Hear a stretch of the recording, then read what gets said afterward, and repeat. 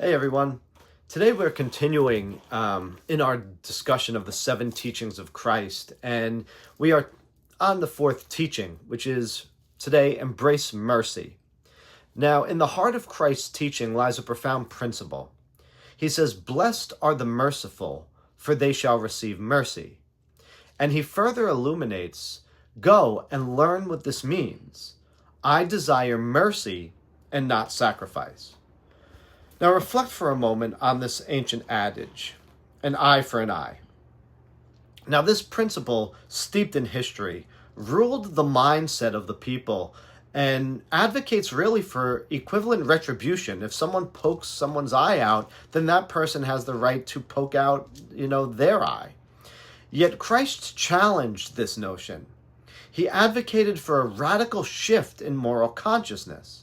He says, "You have heard that it was said, an eye for an eye and a tooth for a tooth. But I tell you, do not resist an evil person. If someone slaps you on the right cheek, turn to them the other cheek also." Matthew 5:38-42. Now, Gandhi poignantly summarizes this with saying, "An eye for an eye makes the whole world blind." So Christ's directive is therefore radical and revolutionary to the mind of the people out of his time. And maybe even for those of us now in current times too, for he urges us to replace vengeance with mercy and compassion, even in the face of harm. He's calling us to display mercy and be really a beacon of hope in a world clouded by retribution and, vengeance. He's calling us to shine a light in the world of darkness. Yet, I will say, discernment is the key. Because while you might have heard the saying, hurt people, hurt others, this isn't always really the case. Not all who hurt us are themselves hurt. Some people out there revel in conflict.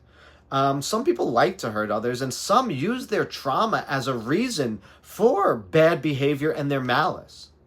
So mercy doesn't mean that we become doormats to these types of people at all. Mercy isn't passive. It's actually an active choice. And mercy doesn't equate to weakness as it's sometimes considered, or just mere compliance. Mercy is might. It's the strength to choose compassion over retaliation.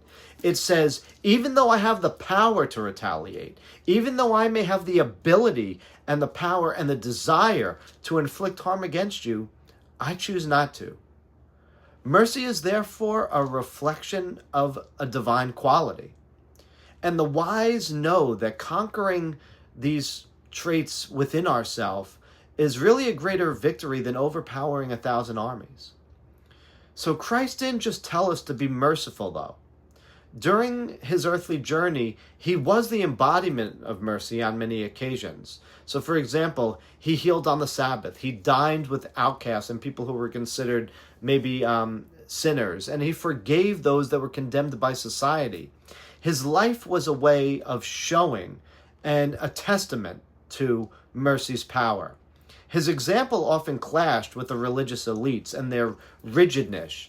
And, maybe Christ often at times even marveled at those in power and their lack of mercy, saying, "Woe to you, scribes and Pharisees, you hypocrites! You give 1/10 of your spices," meaning you tithe, "but you've neglected the more important matters of the law, justice, faithfulness, and mercy. These are the things that you ought to have done." Now, as seen through the lens of theology, mercy is really God's compassionate and tender heart, extended to humanity. And therefore, as recipients of divine mercy, we are called to extend this same quality to others.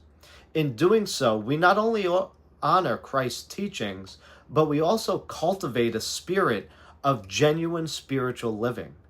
So let me know your thoughts. Comment below.